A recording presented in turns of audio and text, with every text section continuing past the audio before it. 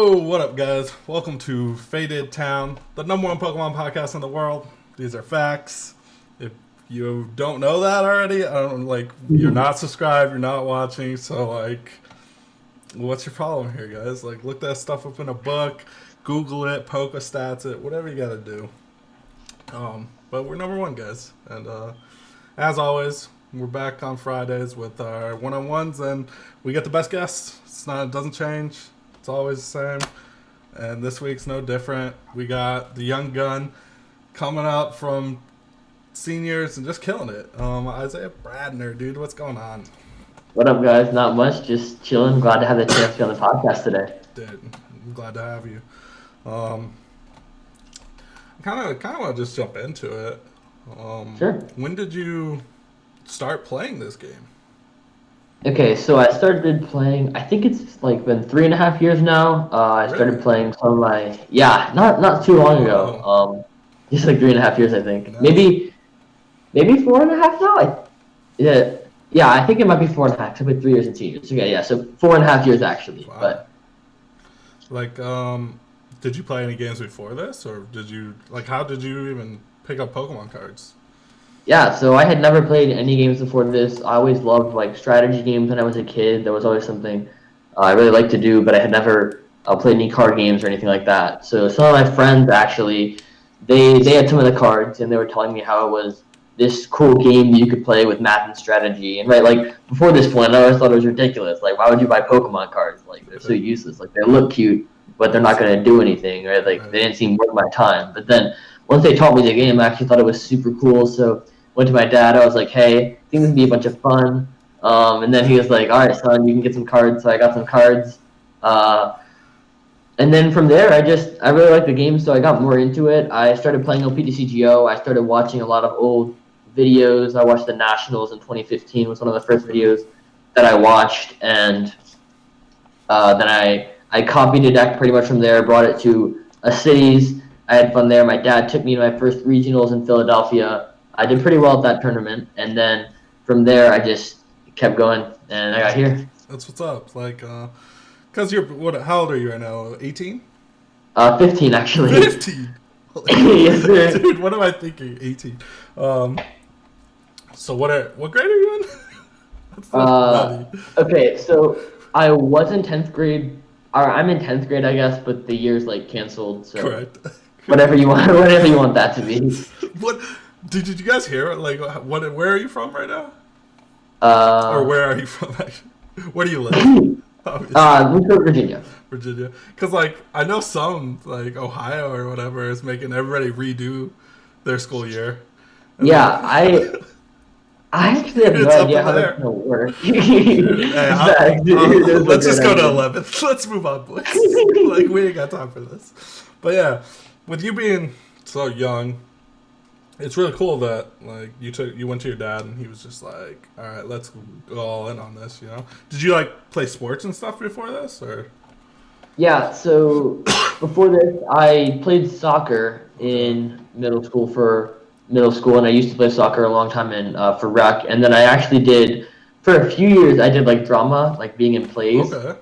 But I didn't really love that. It was fine, but I focused on academics a lot anyways, but I read a lot more during the school year than I get to now just because of Pokemon. Yeah. So that's probably what I said I did. I did some soccer, but other than that, I didn't really do a ton before Pokemon. That's cool, because usually once you attach yourself to something, it's okay, this is what he wants to do, let's invest in it, which is dope. Especially with the younger players, whenever I talk to them, your parents, someone has to be very supportive. Yeah. And I mean, looking at your Limitless and knowing your past, I mean, it's a great decision because you do a freaking monster. For sure. When do you realize that, okay, I'm pretty good at this game?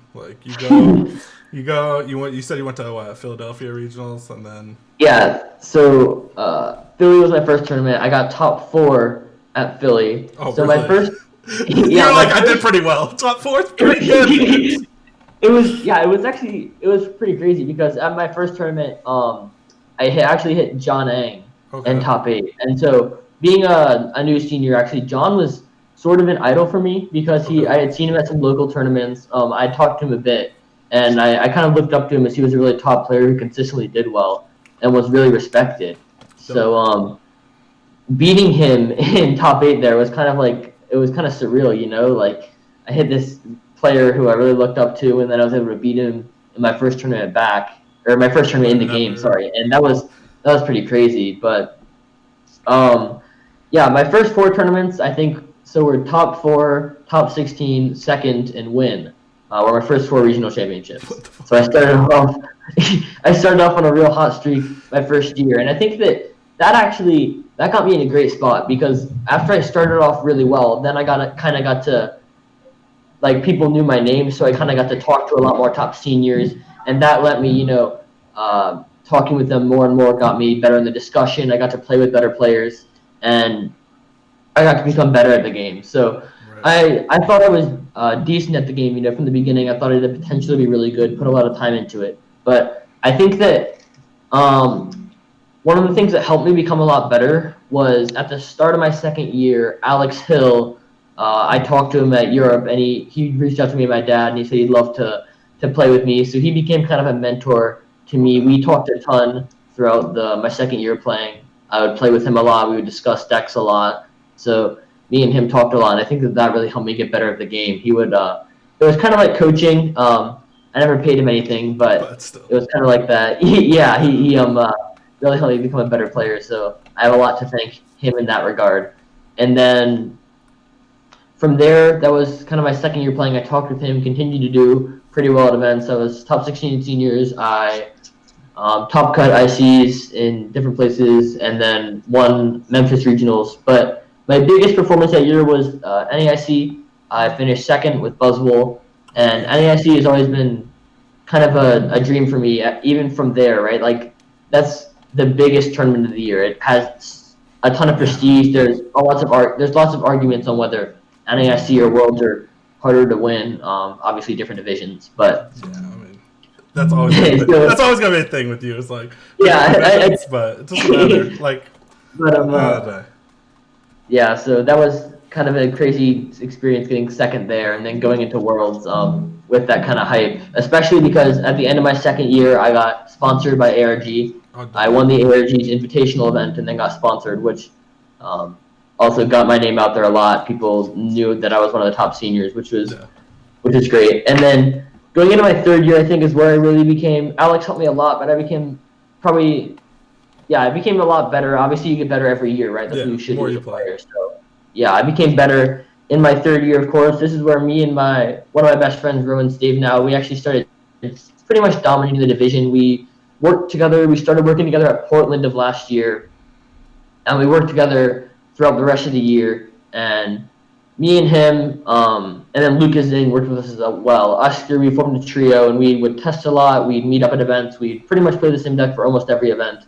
And we started really crushing the senior division. One thing that me and Rowan would do, and this is what I tell all the seniors, in Masters, you want to play the best deck for the field. But the biggest thing in seniors is you should be able to meta other seniors, right? Because it's such a small field. True. And you're almost always going to hit the top players, right? The same players at the top at every event. Mm-hmm. So we would look at it and we'd be like, okay, what do we think X person's going to play? What do we think X person's going to play? What do we know that barely anyone in seniors is going to play?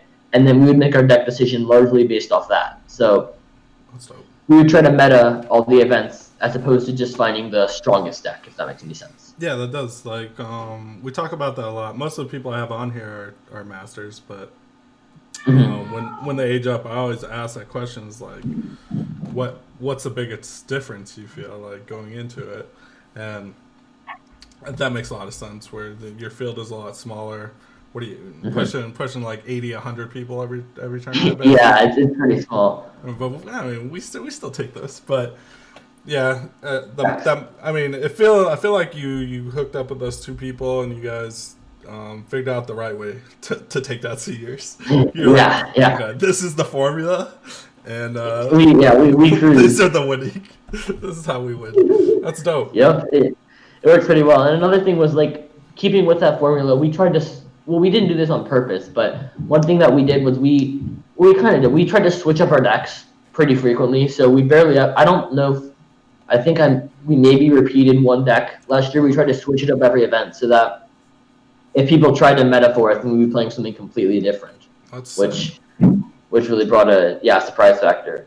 So ending the end of the year was another really big step. I started talking with Michael Catron and John Ang a lot. We have been great friends for a while, but they started becoming two of my primary testing partners along with Rowan and Lucas. And I think that this is one thing that really contributed to my success that I've had this year in Masters, that I connected with other Masters so quick. So whenever you age up, usually seniors keep talking with other seniors that have just aged up. It's kind of the clique that they stay with, and that's great. I love all my senior friends.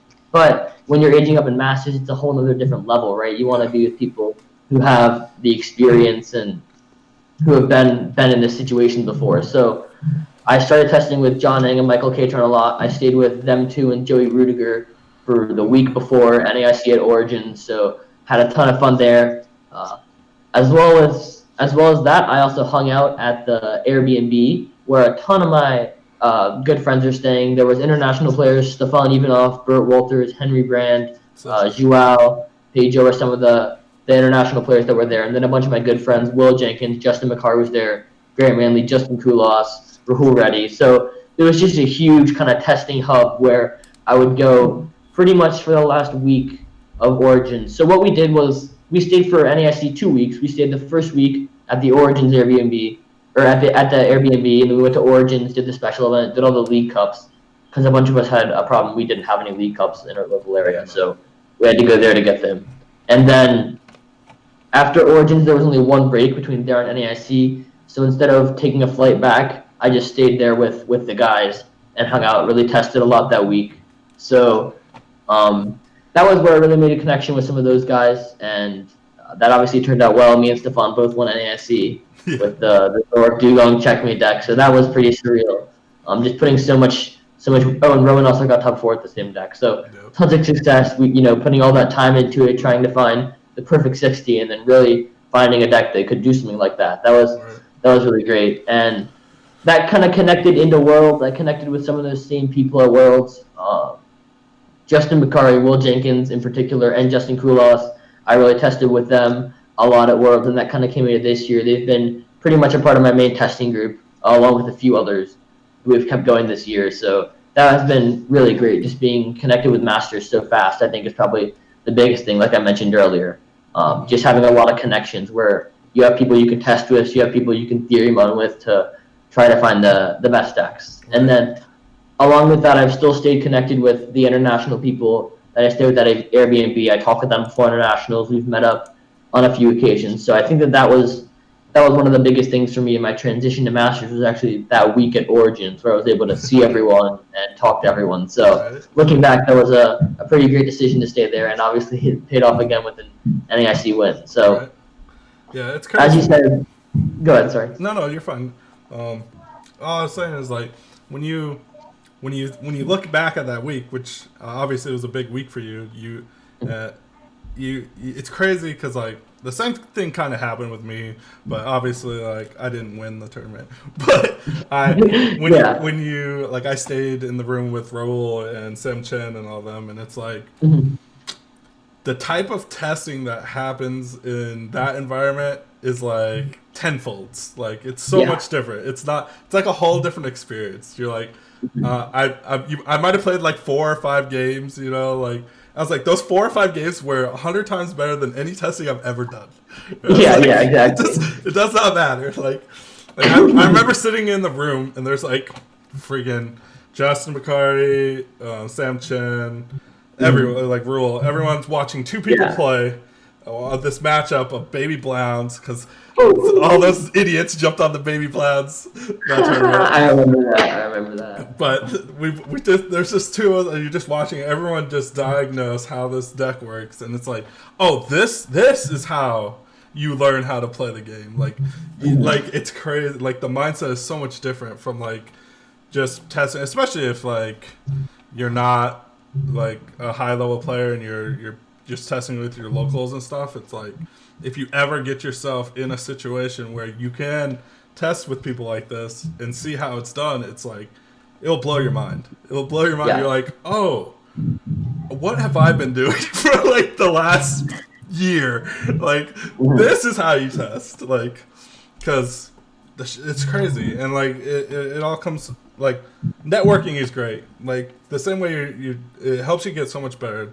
The way you're talking about it, like obviously it takes a little bit. You gotta do well on your own, pretty much, to get people to respect you. You know, which it's doable. Like it's doable to do well. You know, I mean, I've done well before, and it's like I promise you guys, if you're listening to this and you're like, I'm never going to be able to test with great players. You know what? Sometimes a tournament just works out for you, okay? Just keep your head strong, play as much as you can, and eventually.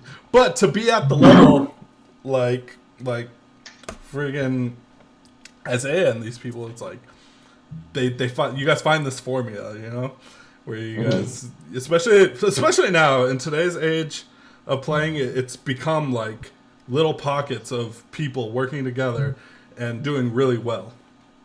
Yeah. And I mean, I think it all stems from like DGG, and I've talked about it a lot. And I think they came up with the formula of like, hey, this is how we're going to do really well at tournaments. And I think even though this year is completely canceled, which sucks, but I think this year was by far the best year of Pokemon that I've participated in. And it's been like 3 or 4 years because you have a lot less individuals and a lot more of high-level play, where you get you guys, when you got, like at that, you guys played the Dustnord thing. Yeah. You guys went off, you know, boom, boom, boom. And then you have like Team Gas and whatever they're doing. Yeah. And I think they're with Cutter Tap or whatever. And they're rocking, they're doing their thing, and it's like, boom. You still have DDG, which is like, no matter what, who cares, whatever team they're on, those 6 players are DDG. Yes, it's DDG. They're always coming in hot. So like, it's such a good time to be like a fan or like just be in the game, period, because these groups are just becoming monsters. You stop seeing this one domination, and you see like, oh, this is how you're supposed to play the game. You're supposed to get 6 great minds, come up with something busted, bring it to a tournament, and go, okay, let's see what group came up with the best deck. Exactly. And it's dope. And like the way you did it in seniors, obviously it was a little different. Well, it wasn't really different. You just you got 3 people, and you guys figured out that formula. You're like, we're gonna and switching up your decks is crazy, because like if you look at Masters, and if you go through like top Master players, some of them play the same deck throughout the entire year, and they'll live and die on that. Like, yes, I picked Pikarom. I've learned Pikarom. I played it until it ended, and like they have great seasons. But obviously, you felt in seniors like, oh no, this formula I got going. I gotta switch it up because they might catch on to it, you know, which is just fucking outplaying them. But when I look at your because this is your first season in Masters, right? It is, yes. So you jump in your first regional of Masters, you get third. You get third. Top 4 again. Yes. That's insane, dude. Like it was crazy. It was amazing. Not gonna lie, it was a great experience. So right. So I know. What are you, a 5-time regional champ in seniors? Yep, 5-time in seniors. 5-time in seniors. So like, obviously being on stream and winning events you're used to it, kind of. Yeah. Well, one funny thing is I have not been streamed at all this year, so really that's kind of my fault, because I've played a lot of Control and Dusknor, and they don't want to put those on stream, true. Right? So at the regionals that I'm doing really well, like with Pidgey, Dusknor, and the Zoro Control deck, they all were avoiding streaming me because my deck was not one that they wanted on stream at all, right? So that's actually my fault, but yeah, I actually enjoy being on stream. I feel pretty comfortable. That's good.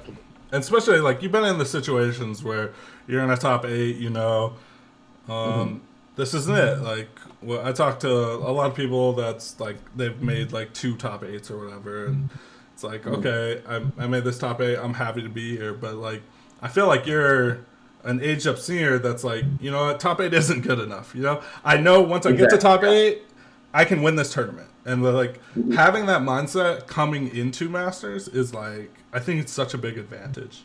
Because like I just had Will Jenkins on, and I think he's got his 2 like top 8s like this season or something, and like his first one was like, okay, I'm happy to be here, but I think it takes that first one where you're like, oh, okay, this is cool, but when you get to the second one, it's like, okay, now I can win.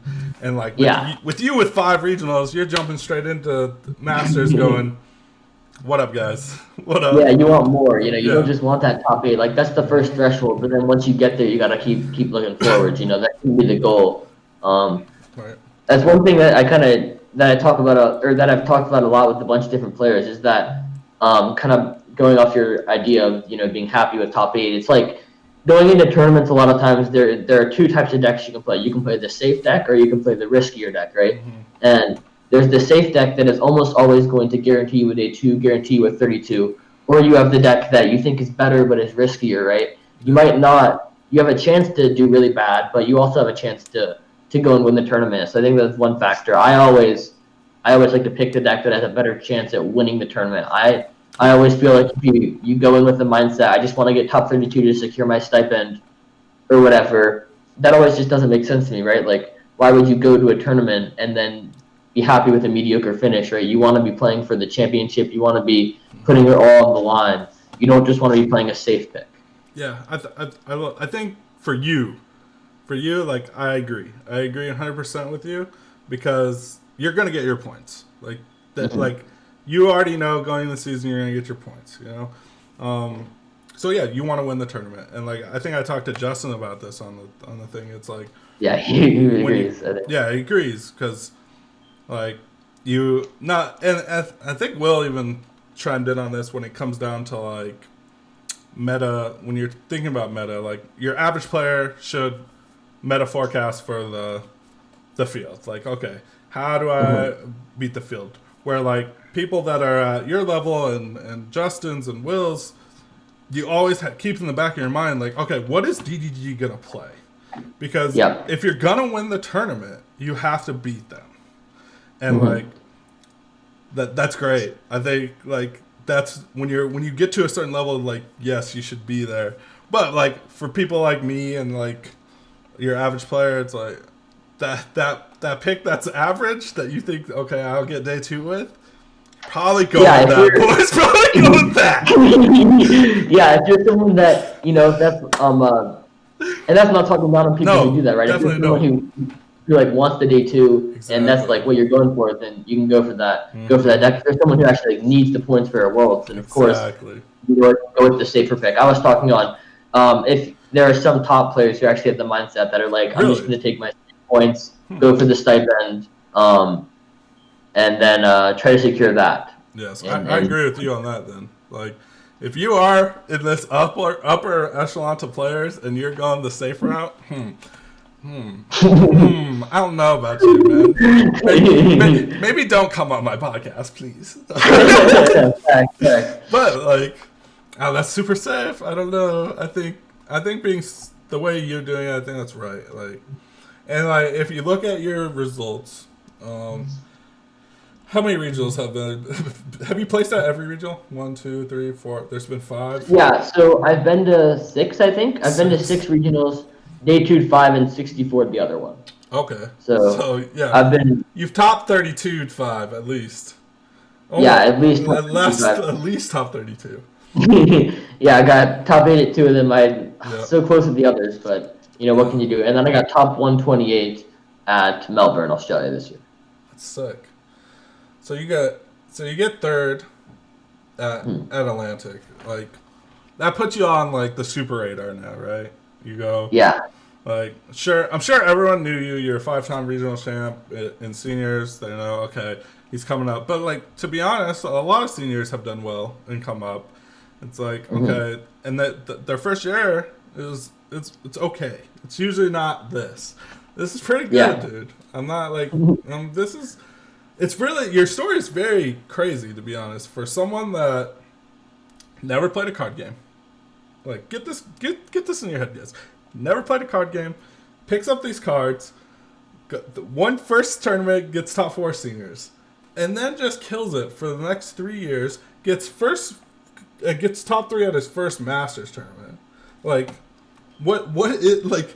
Obviously, like, what do you think? Was it just luck? Was it like, or did you feel like when you started playing the game, like you're just really smart? You're like, I understand how this game works, and like, yeah. So like, I think that it's a mix of things. Obviously, you have to get lucky to correct. be able to do well at an event, right? You have to have some luck to do well at any event.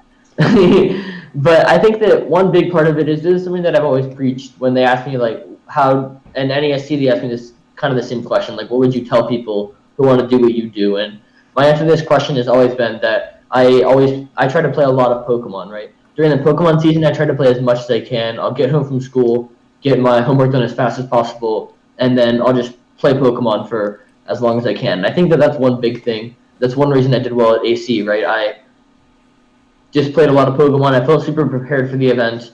And then another thing, kind of like I said, surrounding myself with the good people. Yes. The Mewtwo Jirachi deck that I played, it was actually Keanu Mini's idea. He was like, well, Jirachi's so good in every other deck, why is there no Jirachi and Mewtwo? And so he was the first one that gave us that idea. We tried out the Jirachi in it. We liked it a lot. And then also with that, me and Justin stayed up super late Friday night playing the Mewtwo deck. I had played 0 games with it prior to that event. So coming in, I had played like 5 maybe the night before, made changes. And I was like, I think this is the best deck for the event. I'm just going to roll with this. And the list obviously wasn't perfect. There were a few cards that were missing, but I mean, it did what it needed to do. And I think it was a pretty good list for that event. So I think that just having the people around me that could get me the list, and then the people that testing would be the night before to find the deck that I wanted to play was one thing. And then just being prepared, playing a lot of Pokemon in general, I think that that's one big thing. No matter what the format is, as long as you play Pokemon, I think that gets you really familiar with the game. And then another thing that I'm really big on that a lot of people, or almost everyone, hasn't done is I love watching old Pokemon stream games. Okay. I've watched every Pokemon stream game, official Pokemon stream game, up to Oceania of last year. So I'm going to try to catch up. I have this huge quarantine. I'll try to watch all the rest of the stream games. But I just love watching it. It gets you more game knowledge in general. It's always good to just see the game played. You can see cool interactions, and it can kind of, like in comeback games, you can, I guess, look at the game a different way, which I think is kind of interesting. Yeah, so I just think that surrounding myself with it, and then obviously I think I'm a pretty good player. So having a good deck, and then just being confident, that I could do well, definitely helped me take down that top. Confidence is huge. I think a lot of people, it takes a big victory, which, like, I mean, you started fucking out the gates on fire, so it's like, like, it does take a little bit. Like, if you, as a player that's coming up, like, you get that victory over someone that you recognize, it's like, okay, I can compete. Like, like as someone who did well at Portland last year, I got 3rd. It was like, it took, well, I got 12th at one point before that, but like that third really, it's like, I don't know. I guess the 12th actually is different because I played people like Keon and Kenny Britton and all them, and being able to beat them, it's like, oh, I can compete. Like, it's hard when you start with this mindset of like, oh, that is Kenny Britton. I know who that is. He's really good. Like, when you go into a game thinking something like that, you're already behind. You're already behind, and it's like that little hump of doing well against them and then realizing, oh, I'm good at this game, and start having confidence going into every match really changes everything. Yeah. And I kind of want to touch on like the film that you're talking about, because you don't hear that a lot. As someone who comes from, like, I played baseball my entire life, and like watching film on like how you do something is so critical. Like just being able to have someone like film you hitting, and then you can look back at it and go, oh, make adjustments. Like I did the same thing in my top when I got to 3rd at Portland. I go back and watch that stream match, and I'm like, dang, like how many mistakes did I make? Like I could have won this game. That was super risky, and like I don't think a lot of people talk about that. I think it's really cool that you watch these old matches, and not just yourself, because like obviously you're watching every match, so you can look at like, and I would say almost like 80% of matches that are streamed with really talented players. So you can look at these matches and go, oh, I know the outcomes, and like this is what he had in his hand. It's like, okay, his mindset was off here. Boom, boom. Like I think that's really cool.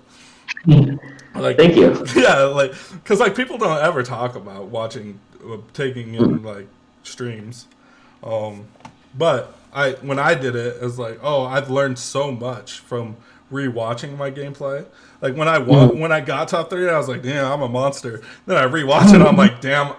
How did I even win? Like, what was I doing? Dude, I'm like, holy God, I'm so lucky that he missed that one card. If he hits that one card, I just lose. It's like, and like I had no clue. We take those. Like watching it, but basically 2020, like seeing it from the outside is just so much bigger. So you get. It's crazy. The story is crazy. Like, if you're listening to this story is nutty. Because you go from nothing to... Now you have this testing group. And, like, I would assume... Are you, like, in the lab, right? At this point? Yeah. Me, Justin McCarty, Will Jenkins, Keon, Kenny, Koulos. Yeah. So now you have this... Like, you go from nothing. Now you're in this fucking monster lab. And, like, your results are insane. You go 3rd. And who'd you face in top 3 in this? Let me see. Azul. I lost to Azul. You lost to Azul. It was close, but I lost. Yes. And then you get. Is this the second regional of the year? Knoxville, you get another. Yeah, Knoxville, second regional of the year. That's fucking nutty. So you go back to back. First 2 master regionals, top 8s. Like. Yep. I don't think you can do. I mean, I mean, you could win, but other than that, like, I don't think you could do better. Like, at this point, like, you're sitting in your top HC at Knoxville. Like, what are your thoughts comparing masters to seniors? Like, because it kind of looks like you were like, oh, there ain't much different. I dominated seniors, and I'm here, boys. I'm dominant. You guys are trash too. Like, I got this. Yeah, so I think that one big thing is when people transition to masters, I think it's honestly, some people have said this, I don't think there's that big of a difference. Okay. So it's really interesting. Player-wise, you're going to have that. So the good players in masters are definitely better than the good players in seniors, right? Okay. Like, you're going to have good senior players, but you're not going to have the top-level players that you have in the masters division. But I think that the ratio of good seniors to, like, I guess better seniors to better masters is about the same. Okay. So you might have, so the percentage is about the same, but there's so many more masters that while there's better players, there's also better, not as good players. Like, there's a larger group of shitty players. Yeah, exactly, right? So when you go into a regionals, like, you're gonna hit people that don't know what they're doing. Like, they're not gonna be in the top percentage of players, and you always see, people hit they're like, I aged up, I hit all these good players, but I actually don't think that that's super true. You always have this category of players who it's about the same amount. Like I said, it's probably actually more because there's just so many players in a Masters event. I agree. There's more players that aren't going to make the optimal plays than in seniors. So in that regard, I actually don't think it's different. I think that the majority of your opponents are going to be maybe a little better than your seniors opponents are going to be, but they aren't going to be that much better. The average master isn't that much better than the average senior, I would say. So I don't think that that's a huge difference. But I actually, probably when I was sitting down for top 8, I was really relieved, obviously, because I had bubbled in, which was great. And then I think I was really I was thankful. I think that was one big thing because I had gotten put, in a situation where I could do what I do. I had, like I said, the group contributes a lot. Right. And so it was kind of that second top 8. You have the first one where it's like, oh, I got there, it could be lucky. But when you get that second top 8, you're like, I could really be, a contender this year. I can actually do this, make a good push to be a top player. So I think that's what I was kind of thinking during the second top 8, I was like, we got this. Let's try to take this regionals down. But obviously, I'm going to be on everyone's radar now, and let's hope we can continue the success the rest of the year. Like, looking at this, looking at your story, hearing your story, listening to this, it's like, if you keep at this pace, you keep this testing group, obviously some players are going to stop playing. Like, a lot of these players are older, but, you're young, you're 15. I don't know what your plans are, how long you're going to play, but if you keep this run up, the way it looks, like, you could easily go for the greatest player ever. Out of everyone I've had on here, from like John Eng to Will Jenkins to everyone, it's like they're all younger, but you're really young. You're 15, and the success you're having is really unprecedented. Like, it's insane. So like, being so young, it's just like, what does this future look like? Like, like top eight. It's like there's people that have played this game that are very great players, like very great players that have played this game for 10 years and never got top 4. And you come right off the bat, get the top 4. You go to your second one, top 8. And the consistency here, which, at the end of the day, you have a great testing group and you guys work together and you guys do well, but you earned that. Like, it wasn't like these people don't just add anyone to their group. Like, let me be real. I've tried. I'm trying to get in there. But I'm just saying, you don't just get in there. You have to do well. You earned it. And now I'm sure they see you as an asset. You're not just, let me get your list, kid. In there. You're not just, let me get your list, kid. So, like, you being thankful is great, But at the end of the day, you earned it. You're putting in the work, and like, it's insane. Thank you, Zach. Thank you. Yes. One thing I really do want to touch on is this regional in Collinsville, which I think you missed winning that regional by 1 game. Am I wrong here? If you beat Joe Rudiger, I think you make top 8. Justin bubbles out, and then you win the whole thing. Yep. Yeah. It was so unfortunate. Yeah, so this tournament was actually pretty crazy. I started off round 1, I had a Turbo Dark. I draw terrible, get smoked, and I was like, all right, this is unfortunate. Everybody else won, right? Okay. So I'm like, all right, I'm the only one who got the loss round 1. That's fine. We can rebound. Round 2, I had a really favorable matchup. It was Ridgerock Stall. Game 1, I'm cruising, destroying this guy, but as I'm destroying him, he goes 1 turn greens for Hoopa Stealthy Hood, and our list doesn't play blower, right? Oh. And so I had popped on my melodics, and so I just lost this Hoopa Stealthy Hood because I had my muck, but it couldn't do anything. So then I lose game 1, win game 2, we tie. And at this point, I was really tilted after that game because I was like, I'm 0-1-1. I couldn't even beat this really favorable matchup. Like, how am I gonna come back into this? Right. And then I won the next round, kind of got recouped at lunch. Everybody else was doing well, so I knew the deck was obviously good. I knew that I could still make a run for it. And then after that 0-1-1 start, I went 9-0-1 the next 10 rounds. So I was 9-1-2. I had 2 win-ins for top 8.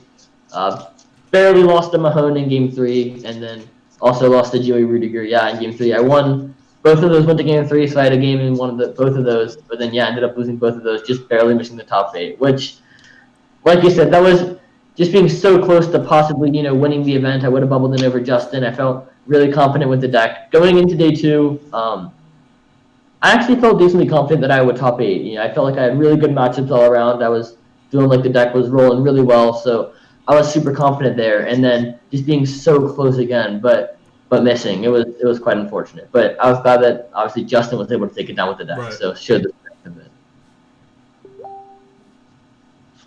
Yeah, it's like I was in a group chat with PokeStats talking about that matchup or that tournament. I'm like, they're like, oh, Justin's his resistance is bad, dude. He's gonna bubble 10th, and I'm like. What if Rudiger beats him. I think Rudiger's resistance ain't very great. And Yeah. then he did it, and I'm like, I think Justin's getting in here, guys. That was They're like, crazy. nah, Rudiger's got it. And I'm like, okay. And then, obviously the streams are really shitty now for TCG, so we got to watch Justin make his whole trip up there. So he goes and wins the whole thing, and then I look back and I'm like, if Isaiah wins that Rudiger matchup, I think we have a fucking different champion, boys. Yeah. And they're like, yeah. Maybe. I mean, it would have came down to the Will matchup. Which, it would have, yeah. It would have. Which was the same thing. But it's pretty nutty. Like, that would have put... If you do that, like, that puts you in some crazy status this year. Yeah, that would have been crazy. Yeah. I would have obviously been amazing in the top 8, but cannot complain at all. Yeah, right? With Justin winning, you're like, that's your testing partner. That's two wins for him. Yeah, I mean, like, it's... At the end of the day, I'm sure I'll talk to Tate and get stats, but we should definitely get stats on like the finishes with you, the lab, DG, and the other groups, like because like on paper, if you look at your guys' finishes, it's crazy. Justin's got 2 victories. Will's having a tremendous season. Your season's insane. It so sucks. Like when I talk about this stuff, it sucks because like. It's over, you know? Like yeah, it does, you know, can't see what would have happened the rest of the season, right. Can't see what would have happened at Worlds, but you know, I'm glad that I'm go ahead, sorry. No, I was just going to say, do you feel like it's a meta for you? Do you think well, it's hard to say that cuz like the more I look at your decks, it's like it doesn't matter what the format is. You have like 5 different decks. It's I had a whole range of different stuff on there. Yeah. I personally really love playing, or I like playing control decks a lot, right? I top 80 with Pidgey. I felt I felt like my list was really good there. I feel like the deck that I played for Richmond, I think that's the most broken deck I've ever played. I feel like my list was super good there. I love that deck, the Zoro handlock thing. So, yeah, that was such a broken deck. But I think that those two, that's probably my favorite play style. I think that control has a way to dominate. I also, in Australia, I played Shed Ninja, actually. Oh, did you? Which was no one's done anything with that. Unfortunately, hit some bad matchups there, but I still managed to get points, which was fine. So, but then also you can look on there, like I have a top 4 with Mew Mew. I have a placement with Seismitoad Giratina, which is a really weird deck. I guess that's probably mid-range. I have a Trevnor, obviously, on there. So there's a ton of different stuff on there. I think that I probably would have been able to find something I like in the new meta. Honestly, I have not done anything. As soon as I saw that some of the tournaments were canceled, I kind of, was like, I think everything's going to be canceled. It's just going to get worse from here, right? Like, if they're canceling it now when it's kind of mild, right? Then it's probably not going to get any better from here. And going with that, they ended up canceling the rest of the season. So I haven't put any effort into testing the new format at all, or even I've read the new cards, so I know what some of them do, but I'm not like super familiar with them, if that makes sense. Yeah, that makes sense. I think everyone's kind of on that page. I mean, I'm sure there's some people that are like, going all in. I mean, we'll have online tournaments, which I don't know. I'm not the biggest fan of. I hate it. I think the online client's garbage.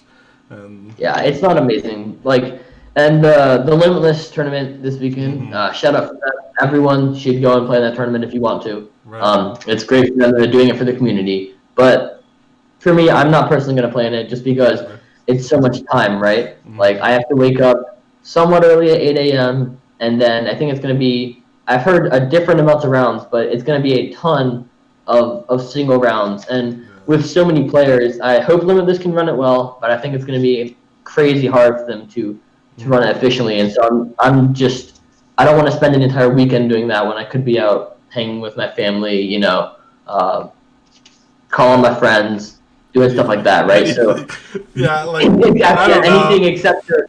I think the tournament. I think the tournament idea. I think it's really cool. I think it's like it gives people an opportunity to play Pokemon that haven't played Pokemon. But at the end of the day, it's actually a crazy feat to like try to run a tournament and like. Yes, I'll be very impressed with them if they can do it. We'll see. So. I think they'll be able to pull it off. I don't know. And that's how many people are actually playing in it. There's no cap. I've heard that it's around 700 people Oh my god. right now, and that is a crazy high amount to Yeah, coordinate. and So like when I looked at it or something, it was like I forget. Someone was explaining to me like 25-minute. Like if you don't submit your list, it's your game loss. I'm like, oh yeah, man, this is nutty because but I like mean, I guess they gotta have it strict to be able to work it all, right? So yeah.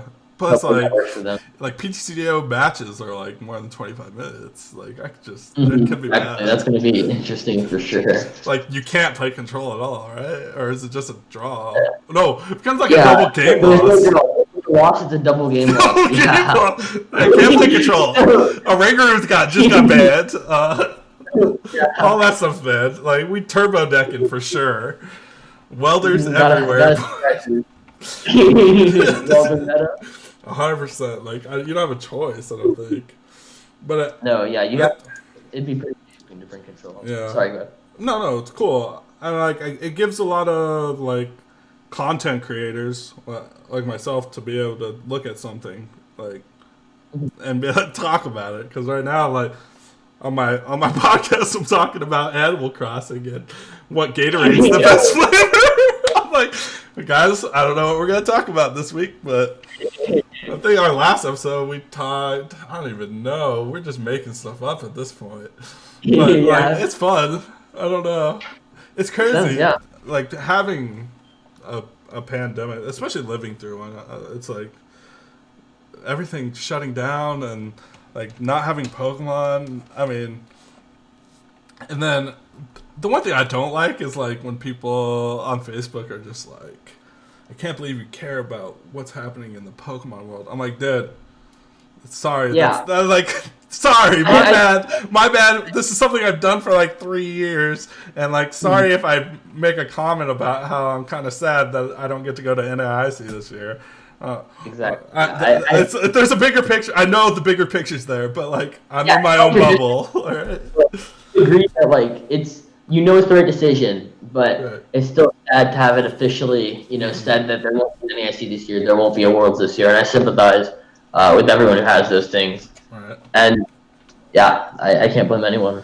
Like going into next season, what kind? Because how many points are you at? Like 700 or something? Yeah, 800, 700, somewhere in that range. Like, I think I might have broken 1,000. I'm not positive. So you're at like 1,000, right? Yeah. Like, what's your head at now? Like, what's the motivation?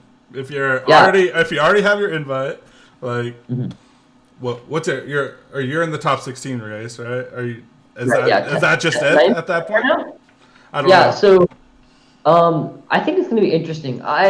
A lot of people don't view like this. A lot of people play 416, play for their invite, but I actually play Pokemon because I really enjoy playing the game. So I love playing. I love testing and preparing for an event and feeling confident going in, feeling like I have a good deck, doing well. Everyone loves doing well, but like doing well is like validation. I really I try to work as hard as I can to do well. So I think that next year, if I'm able to, regardless of how the system works, I mean, obviously, if they do something like give the top 16 an auto day 2, and it just makes absolutely no financial sense to go traveling, then there's a chance that I don't travel. But I think that there's a pretty high percentage that next year I still play as much as I can. Try to play because I just, I love playing the game. It's the way that exactly. It's the way that I connect with my best friends, and I just really enjoy playing. Yeah, I like that mindset. I like it. I mean, again, I think I've uttered this. Like, you're getting your invite. It's cool. Top 16 is cool, but the way you're like, it doesn't matter. Like, that stuff doesn't matter at the end of the day. I want to win. Like, the whole journey is like, all right, new tournament. Now it's time to hook up with the lab. Let's figure out how we're going to win this tournament. And, like, that's the fun part. Like, I don't even, like, you could have no points. Like, let's figure this out. It's about let's get those. Let me win this tournament. Facts. Let me start my resume of victories. I got 5 in seniors. Time to start racking these up, boys. And like, before we wrap the whole thing up, like, what is your end goal here? Like, do you see? Obviously, you stated like you love this game. Yeah. Are you playing until you're just not in love with this game anymore? Or, I mean, you're so young. It's such a hard question. It To is, be yeah. like, you win worlds, or you like, I'm still playing forever. Like I've talked to Kenny Britton. He's like, dude, I win worlds. I'm throwing all my cards away. I'm the champ. The Yeah, rest, I'm he's done. out. But like, as someone your age, it's like, if you did win worlds, it's like, in my opinion, it's like, how many worlds can I win? Yeah, I think I kind of have that mindset. You know, I don't have any plans to stop playing anytime soon. I would love to keep playing no matter how much success I see. I think that I would still continue playing for the foreseeable future. That's Just, you know, to try to do as well as I can, try to make um, an impression on the game before I leave. You know, that's always right. one of the big goals is you want people to remember you when you leave the game, remember you as one of the good players. So I think that would be a great thing for me. I'll just keep playing. For now, I see no end in sight. I'm sure I'll stop at some point. Everybody stops at some point, has life, has college. So, Yeah. but I don't know what that'll be for me now, That's dope. right now. That's dope. I think like you being so young, you go. I mean, obviously, it's hard to look at your future. Like, I'm sure you have college plans. Maybe I don't know. College isn't for everyone, but like, I'm sure you have some type of idea what you want to do with your life, and like you can. It's nice to be able to look at people that like play this game and still have a life. You know, there's people like Sam Chen who like he's a very successful business person, but he travels to all these events. He has this like it's doable. Like these things are doable, and like there's like people that make decisions that like I'm gonna do this for a living, so I can do this. You know, and like I personally have done stuff like that where I'm like I'm changing my job because I want to travel more, which like like the stuff's doable, and it's so weird talking because you're so young, but like. It's like, I mean, you're at school right now. Your family is obviously super supportive. You're traveling. I'd love to see like this journey because, like, you're in an era of like I would like to say this is like the peak of like these are the best players. Like, sure, once you threw money into this situation, people start taking this more serious. We see these groups of players forming, and like I feel like we're about to peak into like, okay, we're seeing the best players there are, and you're being very successful at it. And there's no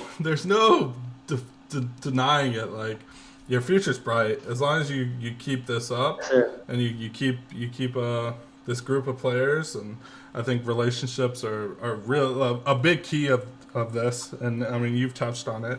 You made great friends, and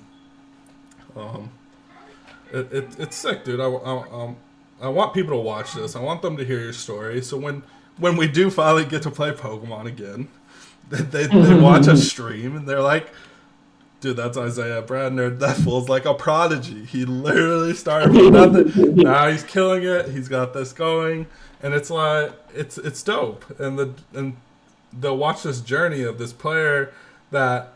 Really, your potential it's unlimited. Like you're doing so well that you're doing stuff that people that play for 10 years never do. So it's like, what could happen? And what like I'm excited. Like just thinking about it, I'm excited. Like I'm a big sports fan. Like when I see a young player that's really good. You're like, oh, that could be the greatest player of all time. And it's like, I want to watch this journey. And then we look 10 years from now, you're 25, which is still young in this game, to be honest. 10 years from now, like, what could happen? It's so dope to even think about this stuff, dude. It is for sure. But I really hope, my dream is, like, we touched on it. It's so, you could get through a whole tournament and like not hit like the best players, you know. You could skate by. I really hope some way Pokemon in this 10 years comes up with like some league or something where, because I really think the only way this game grows is if you do see the Isaiah Bradners versus the Justin McCartys every tournament, you know.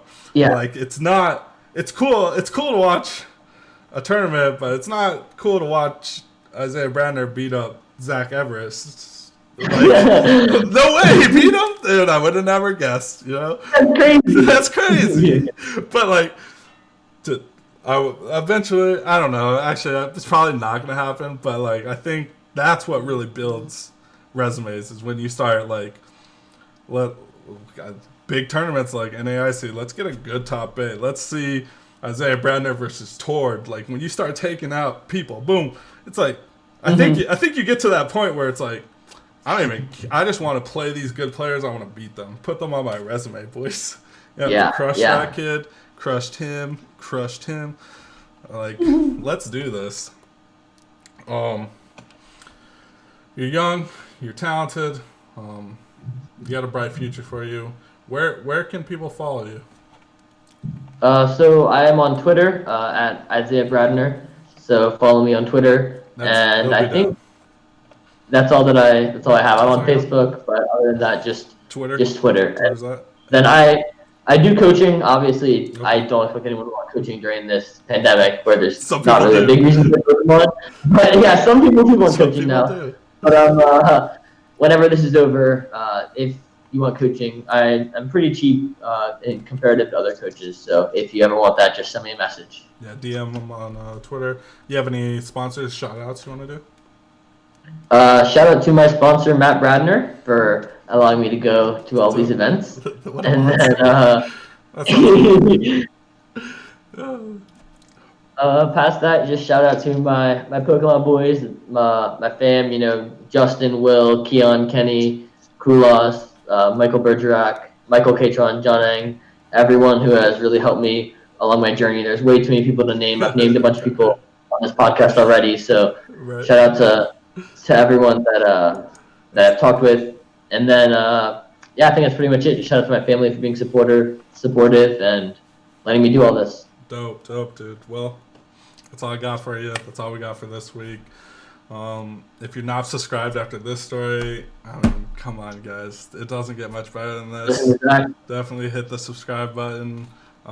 There's like 80-90% of you guys that watch this are not subscribed. It's super simple. Hit the button. We'll be back on Wednesday with the boys. I think this week we're for sure rating the best Gatorade, which is the white. It is the white one. So like, I like the light blue. Okay, that's fine. That's up there. Okay, that's acceptable. Someone told me pink, and I'm like, I don't even think that's real. Yeah, exactly. That's made up. So like, I don't know, but we're gonna come down to the solid list of top 10 Wednesday. So tune in for that. We'll probably talk about Animal Crossing again because that's what there is. I guess there's Limitless to talk about. We'll talk about that. But stay tuned for that. But for now, we're gonna scoop it up.